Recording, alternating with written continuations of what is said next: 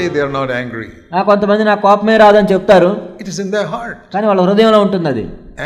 The Ecclesiastes, it says anger is in the heart of a fool. ప్రసంగి గ్రంథంలో రాయింది కోపం అనేది బుద్ధిహీనుని యొక్క హృదయంలో ఉంటుంది. It comes from the heart, హృదయంలో నుంచి వస్తుంది, through the mouth.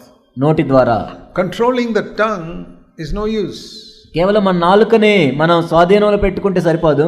That is yoga. అది yoga. Yoga says control your tongue. Yoga ఏం చెప్తుందంటే నీ నాలుకను అధీనంలో పెట్టుకో. Don't get angry. కోపపడొద్దు. That is not overcoming anger. అది కోపాన్ని జయించడం కాదు. Jesus says cleanse your heart. యేసుప్రభు ఏం చెప్పాడంటే నీ హృదయాన్ని కడుక్కో. Then the anger will not come from your tongue. అప్పుడు కోపం అనేది నీ నాలుక నుంచి రానే రాదు. Some people are only trying to control the tongue. కొంతమంది కేవలం నాలుకను అధీనంలో పెట్టుకోవడానికి చూస్తారు. That's good. అది మంచిదే. But that doesn't solve the problem. కానీ సమస్యను అది పరిష్కరించదు. That is like keeping the snake locked up inside. అదేంటంటే పాముని లోపల పెట్టి తాళం వేసినట్లు. Why keep the snake inside? ఎందుకు పాముని లోపల పెట్టుకోవటం ఎందుకు? Say I got no snakes. నా లోపల పాములు లేవని చెప్పటం ఎందుకు? Nothing is coming outside the door. చూడండి బయట నుంచి అసలు ద్వారంలో నుంచి బయటకి ఏం రావట్లేదు. There are no snakes in my house. నా ఇంట్లో అసలు పాములే లేవు. They are all locked up inside the cupboard. వాళ్ళన్నీ కబ్బోర్డ్ లోపల తాళం వేసాం. Why not get rid of them? ఎందుకు వాటిని బయట తీసి పారవేయరు? See Matthew chapter 12. మత్తయి సువార్త 12 verse 34. 34. The last part. చివరి మాట.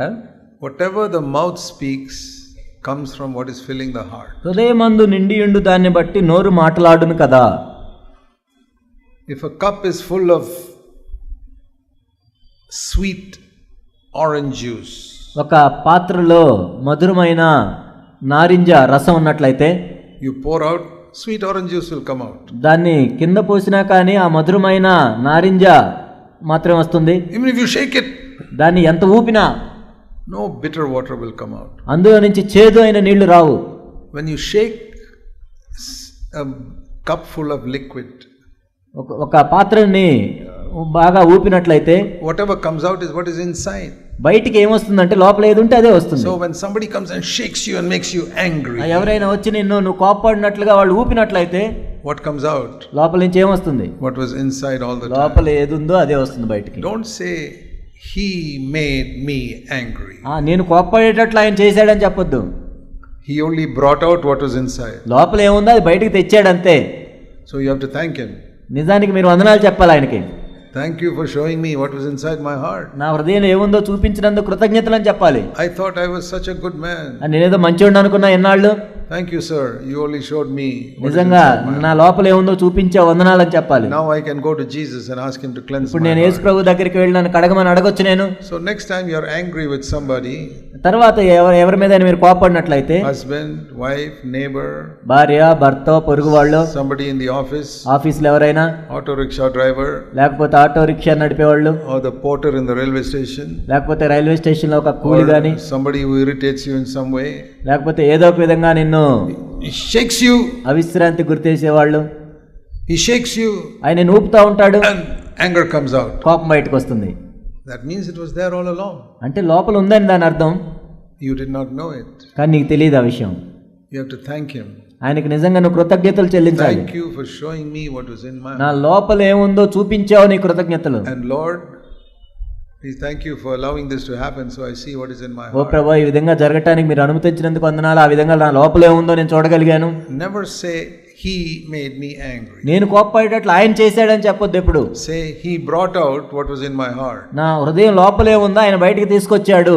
All the other people around me were very nice to me.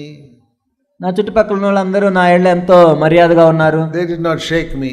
వాళ్ళు నన్ను కదిలించరు. So nothing came out. So I thought I was very nice. నా లోపల నుంచి బయటికి ఏమి రాదు, నేనేదో మంచివాడిని అనుకున్నాను. So we have to be thankful to people who provoke us. కాబట్టి ఎవరైతే మనల్ని ప్రేరేపిస్తారో వాళ్ళని బట్టి మనం కృతజ్ఞతలు చెల్లించాలి. That is the test. నిజంగా అది పరీక్ష.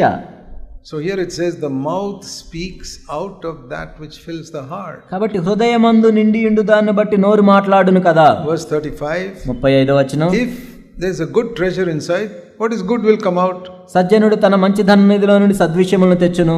But if there is an evil treasure inside, verse 35, evil will come out. దుర్జనుడు తన చెడ్డ ధననిధిలో నుండి దుర్విషయములను తెచ్చును. How can you say evil came out from a good treasure?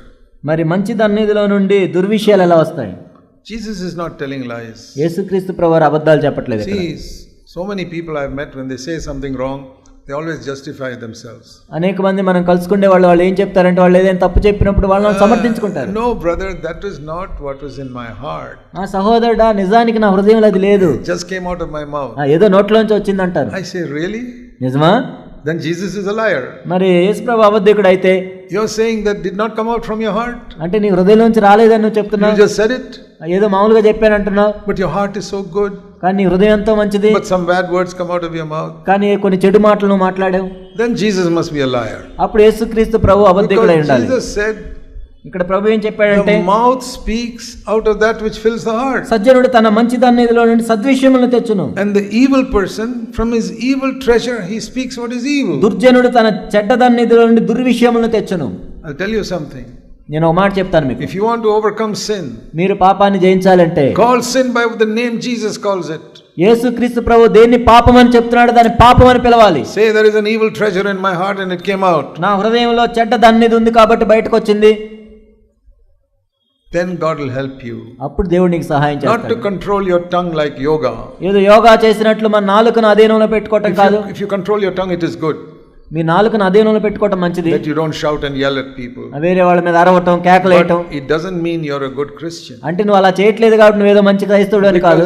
Your heart is full of snakes and poison. నీ హృదయం నిండా పాములు విషంతో నింపుకొని, what's the use controlling all them and keeping them locked up? వాటిని ఏదో తాళం వేసి అధీనంలో పెట్టుకుంటే ఏంటి ఉపయోగం? Jesus said, cleanse the heart, then what is good will come out. ప్రభు ఏం చెప్తున్నాడంటే మీ హృదయాన్ని పవిత్రపరచుకోండి, అప్పుడు మీ నోట్లో నుంచి మంచి మాటలు వస్తాయి. 33 make the tree good, then the fruit will be good. చెట్టు మంచిదైతే ఫలం మంచిదవుతుంది. But sometimes people say, I carelessly spoke that. కొన్నిసార్లు వీళ్ళు ఏమంటారు, నేను నిర్లక్ష్యంగా మాట్లాడాను అంటారు. Verse 36 36 even that careless word that you speak will give an account in the day of judgment. మనుషులు పలుకు వ్యర్థమైన ప్రతి మాటను గురించి విమర్శ దినమున లెక్క చెప్పవలసి ఉండును.